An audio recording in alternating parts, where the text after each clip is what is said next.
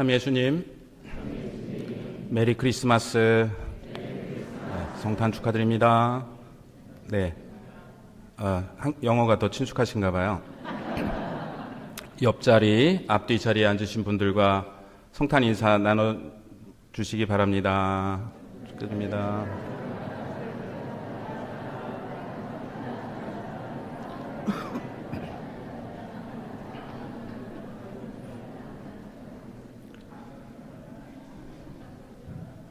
오늘 맨 앞에 우리 복사단 친구들을 비롯해서 초등부 친구들이 많이 왔는데 너무 반갑습니다.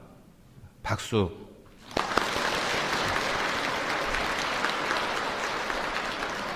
네, 유아실에서 난리가 났어요. 그리고 우리 중고등학생들도 많이 오셨어요. 주로 3층에 앉아 계신데 반갑습니다.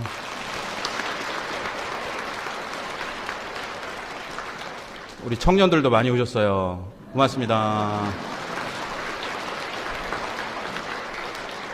그리고 우리 모두 이 미사에 참여한 우리 모두 위해서 박수 부탁드립니다.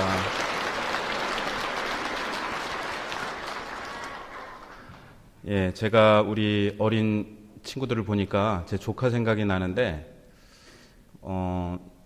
제 여동생이 중국 남자하고 결혼을 했어요. 그래서 제 조카가 이제 아버지는 중국 사람이고 엄마는 한국 사람인데, 중국에서 살다가 한국에 오면은 주로 저희 어머니한테 한국말을 배운 거예요.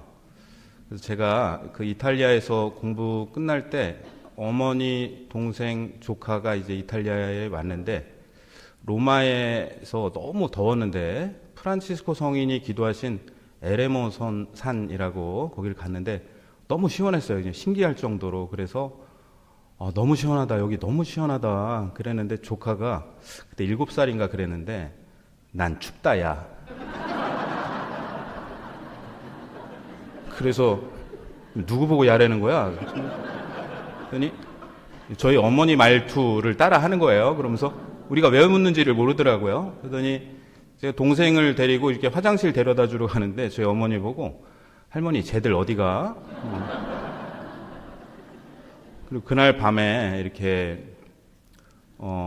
비행기에서 이렇게 선물로 준 장난감 비행기가 있었는데, 이렇게 뒤로 당겼다가 놓으면 앞으로 가는, 요즘도 이런 장난감이 있나? 그래갖고 제가 그거를 갖고 놀았는데 신났네, 신났어. 제가 그때 조카의 얘기를 들으면서, 아이들은 그 어른들을 모방하는구나. 우리가 하는 말이 사실은 어른들의 말을 모방한 말이죠. 그래서 오늘 이 어린 친구들이 성당에 이렇게 미사에 나온 게 우리 엄마 아빠 따라왔을 텐데, 정말 훌륭한 엄마 아빠를 두셨고, 또 오늘의 이 성탄 미사가 계속해서 우리 기억에 남아서 앞으로도 계속 성탄에 이렇게 미사 올 수 있었으면 좋겠습니다. 근데 그러면은 또 우리 집에는 안 왔는데 그럼 나는 지금 혼나는 건가? 그렇게 생각하실 수 있는데, 우리가 기쁘게 신앙생활하는 모범을 이렇게 보여줘서 그것이 우리 자녀들에게 가장 큰 선교가 되리라고 생각하고, 네, 그래서 신앙생활이 어떤 의무가 아니라 어떤 기쁨의 초대가 될 수 있으면 좋겠고, 우리가 그렇게 우리가 기쁨으로 살아가는 한 언젠가 우리와 함께 미사 드릴 날이 올 것이라고 이렇게 생각을 합니다. 오늘은 크리스마스 이브인데요. TV에서는 나 홀로 집에를 방영할 것이고, 온 세상이 난리입니다. 우리가 기뻐하는 건 이해하겠는데, 왜 그리스도를 믿지 않는 사람들도, 그리고 쉬고 계신 교우들도 오늘을 특별하게 지내고 있는 것일까요?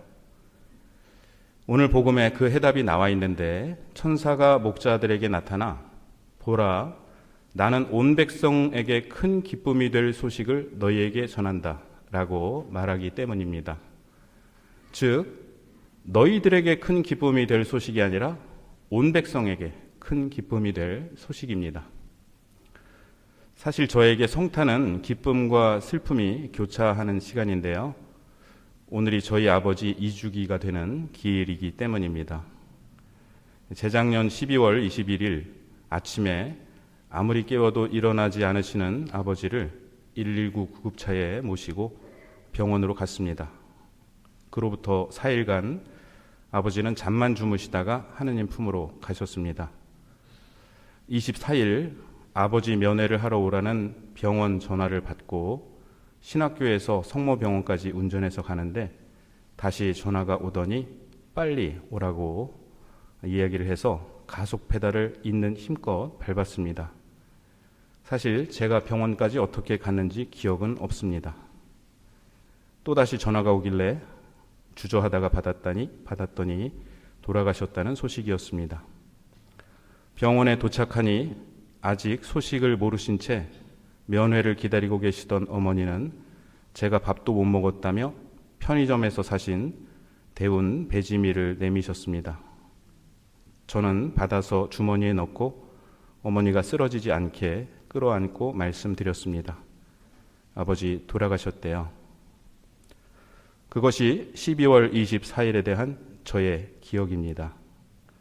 그로부터 한 달이 채 지나지 않아 저는 이곳 노은동 성당으로 발령을 받아 여러분과 함께 지내면서 아버지께서 다만 몇 달이라도 더 사셔서 제가 유학 가 있고 신학교에 있는 내내 고대하시던 제가 드리는 미사에 참내하셨더라면 얼마나 좋았을까 하고 생각했습니다. 그래서인지 제가 미사 드릴 때 3층 어딘가에 아버지께서 앉아 계신 느낌이 들었고 저는 최선을 다해 미사를 드렸습니다. 지난 주일 어떤 일 때문에 너무나 분심이 들어 미사를 드리지 못할 것 같은 느낌이 들기에 교우석에 아버지께서 앉아 계시다는 생각을 하며 미사를 드렸습니다. 작년 1주기에도 많이 힘들었는데요. 2주기가 다가오니 또 힘이 들고 몸도 아팠습니다. 해마다 성탄이 너무 슬프면 어떡하지 하는 걱정도 되었는데 얼마 전에 이런 생각이 들었습니다. 우리가 살면서 하느님께로부터 받게 되는 여러 가지 부르심, 그중 가장 큰 마지막 부르심을 아버지가 잘 받으셨구나 하는 깨달음입니다. 사실 저는 봉성체를 해드릴 때 아버지가 걱정하지 말라는 하느님의 음성을 분명히 또렷이 들었다면서 우시는 모습을 보며 하느님께서 아버지의 수명을 연장해 주실 것이라 기대했습니다.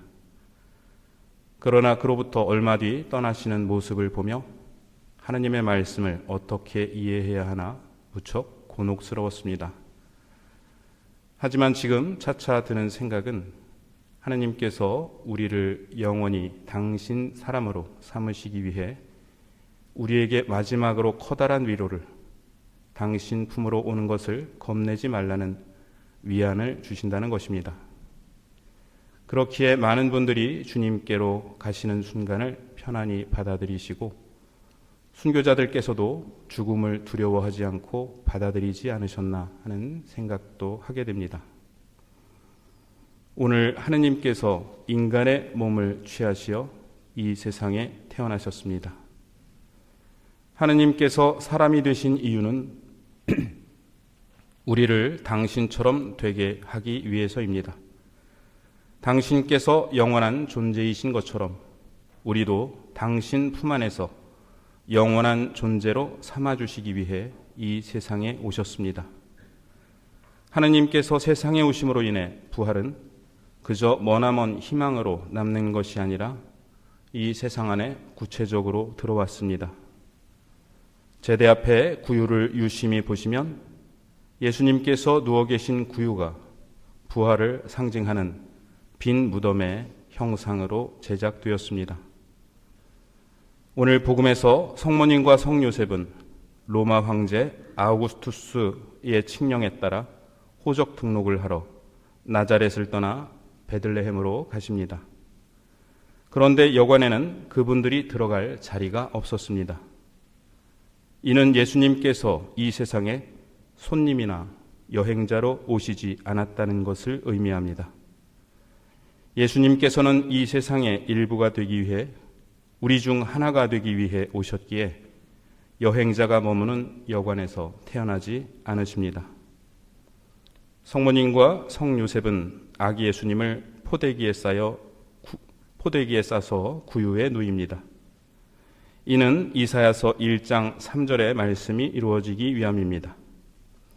소도 제 임자를 알고 나귀도 제 주인이 놓아준 구유를 알건만 이스라엘은 알지 못하고 나의 백성은 깨닫지 못하는구나 라는 말씀입니다.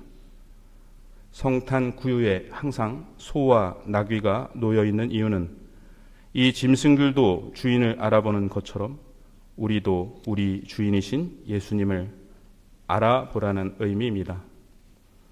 한편 키릴로스 교부는 이 구절을 예수님께서 짐승처럼 행동하는 사람들의 여물처럼 구유에 담기셨다고 해석합니다.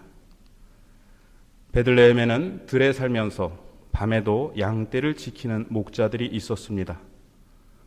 천사가 그들에게 나타나 말합니다. 보라, 나는 온 백성에게 큰 기쁨이 될 소식을 너희에게 전한다. 오늘 너희를 위하여 다윗 고을에서 구원자가 태어나셨으니 주 그리스도이시다. 기원전 9년 로마 황제 아우구스투스의 생일을 맞아 제작된 비문에는 신께서 탄생하신 날이 세상을 향해 선포된 기쁜 소식의 시작이었다라고 새겨져 있었습니다. 황제를 신이라 부른 것입니다. 오늘 복음은 아우구스투스가 호적 등록을 시켰다고 하면서 그 이름을 일부러 언급합니다. 아우구스투스는 기원전 27년부터 기원 후 14년까지 강력한 군사력으로 로마 제국을 다스린 황제였습니다. 그가 죽은 후 원로원은 그를 신으로 선포하였고 그의 생일인 9월 23일을 새해 첫날로 채택하고 그를 온 세상의 구원자라 부르는 지역도 있었습니다. 영어로 8월을 어거스트라고 하는데요. 이는 그의 이름을 따서 8월을 아우구스투스라고 부른 라틴어에서 유래한 것입니다. 천사가 목자에게 한 말은 세상이 말한 칭송이 거짓이었다는 폭로였습니다. 황제가 아니라 예수님께서 구원자이시고 황제가 신이 아니라 그리스도께서 우리의 주님이시고 황제의 탄생이 기쁜 소식이 아니라 그리스도의 탄생이 기쁜 소식이라는 것입니다. 천사는 이 소식을 밤에 양떼를 지키는 목자들에게 선포합니다. 그들은 캄캄한 밤에 누군가를 지키던 이들입니다. 승냥이나 늑대와 같은 짐승들이 밤에 작당하여 양떼를 습격할 수 있습니다. 그들은 깨어 짐승들로부터 연약한 존재를 보호하던 이들입니다. 그들이 기쁜 소식을 가장 처음 듣습니다. 기쁜 소식은 권력자들에게, 총칼로 무장한 이들에게, 힘으로 백성들을 누르던 이들이나 법을 곡해하던 율법 학자들에게, 권력자들에게 빌부터 거짓 평화에 취해 있던 이들에게 선포된 것이 아니라 들에 살면서 양떼를 지키는 가난한 목자들에게 처음으로 선포됩니다. 내가 누군가를 보호하고 있다면, 내가 누군가를 지키려 하고 있다면 나 역시 이 목자들 중 하나가 될 것입니다.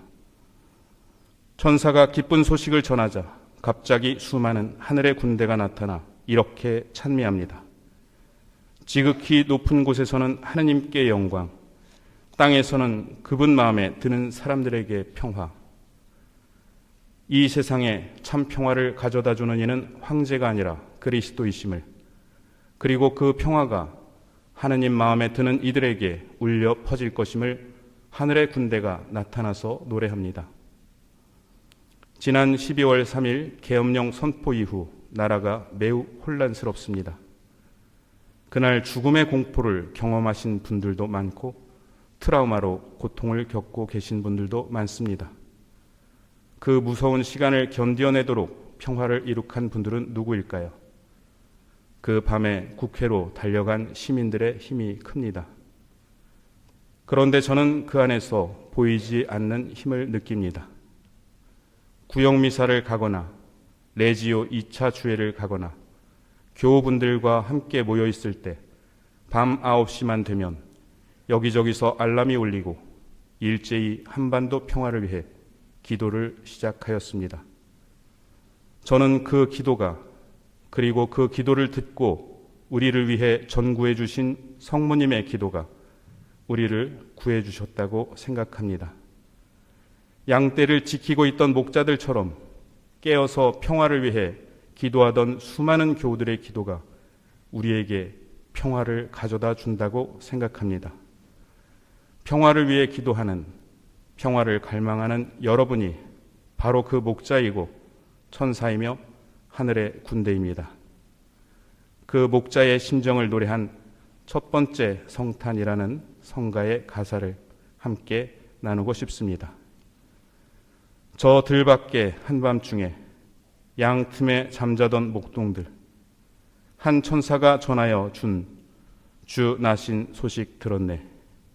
노엘, 노엘, 노엘, 노엘. 온 세상에 왕이 나셨네.